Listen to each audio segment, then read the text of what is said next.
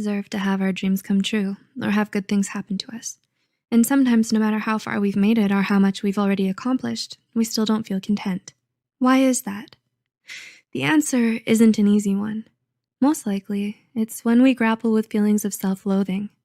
Self-loathing is defined as hatred for oneself that often manifests as anger, self-sabotage, a negative view of oneself, and low self-esteem. It's important for a person to be aware of their feelings and attitudes towards themselves so they can start to change for the better. Here are 7 signs you may be suffering from self-loathing and just don't know it. 1. You tear yourself down. Self-hate makes you your own worst critic. Keeping an eye on your shortcomings is a good thing, but not allowing yourself room to breathe stems from an immense dislike for your current self. You think extremely harsh things about yourself and indulge in self-pity a lot, so much that tearing yourself down has become a daily habit for you. Everyone makes mistakes, but you're so hard on yourself that you can't forgive yourself when you mess up.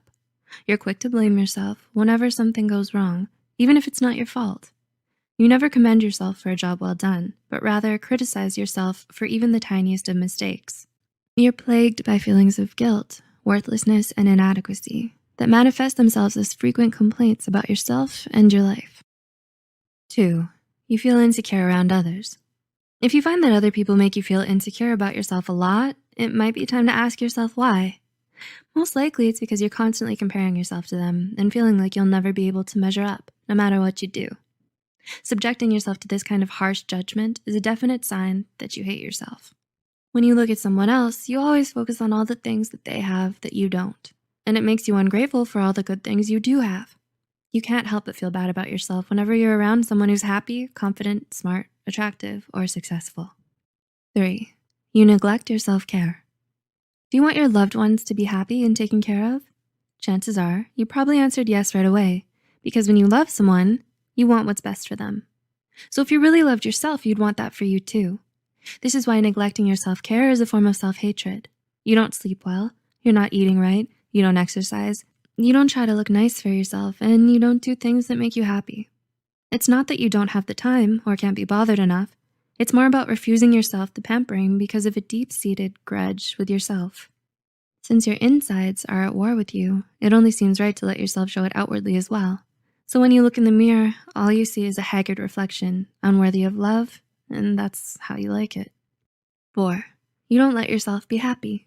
You're a pessimist who's quick at finding the negative aspect in every situation. You're wary of compliments or praise because it seems mocking. You don't see yourself in a positive light and refuse to believe what others say. However, you do take their criticism to heart because it reinforces your view of yourself. You're not comfortable letting other people help, as you believe your troubles are yours alone and you deserve them. You find it hard to feel good about yourself. And this is what sucks all the joy out of your life. You resent the way you are and deprive yourself from anything, even remotely akin to delight.